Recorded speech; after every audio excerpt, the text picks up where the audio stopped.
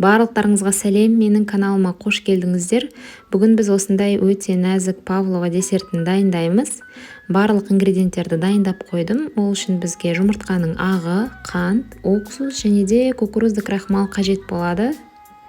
Ең алдымен миксердің көмегімен жұмыртқаның ағын осылай көпіртіп аламыз. Көпіршіктер пайда болған сәтте қантты біртіндеп қоса отырып, массаны ұлғайғанша, яғни ағарғанша миксерлеу қажет.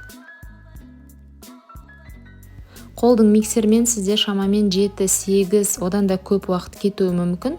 Толықтай миксерге байланысты, ең бастысы осындай консистенция болу қажет.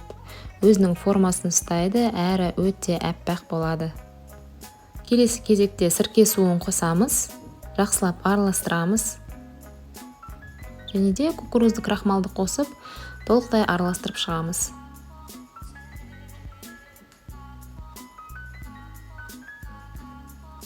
Біздің меренга дайын болды. Кондитерлік қаптың ішіне өзіңізде бар осындай насатканы салып, пергамент не болмаса осындай силиконовый коврикқа павлова десертін орнатып шығамыз. Міндетті түрде ең төменнен бастап жоғарыға қарай ойық қалдыру қажет. Ортасына крем не болмаса кез келген салманы салуыңызға болады. Қызып тұрған пеште 100 градуста шамамен 1,5 сағаттай пісіреміз. Уақыт өткеннен кейін павлованы бірден пештен алмаймыз, осылай аузы ашық пеште суығанға дейін қалдырамыз.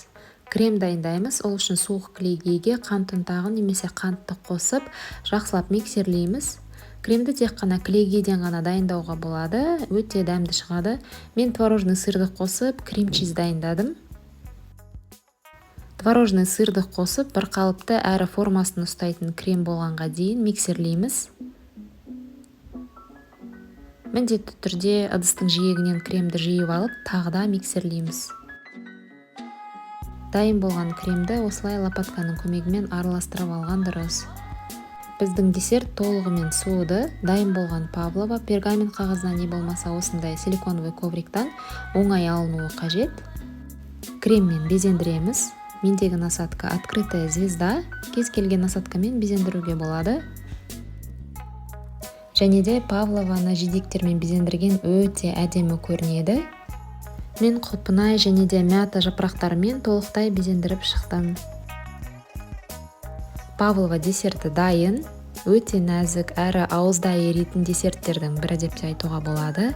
Сыртында өте жұқа қабыршағы болады және де ішіндегі жұмсақтық сақталуы қажет. Егер де рецепт ұнаса, міндетті түрде лайк басып, кез келген комментарий жазуларыңызды сұраймын. Менімен болғандарыңызға рахмет. Кездескенше.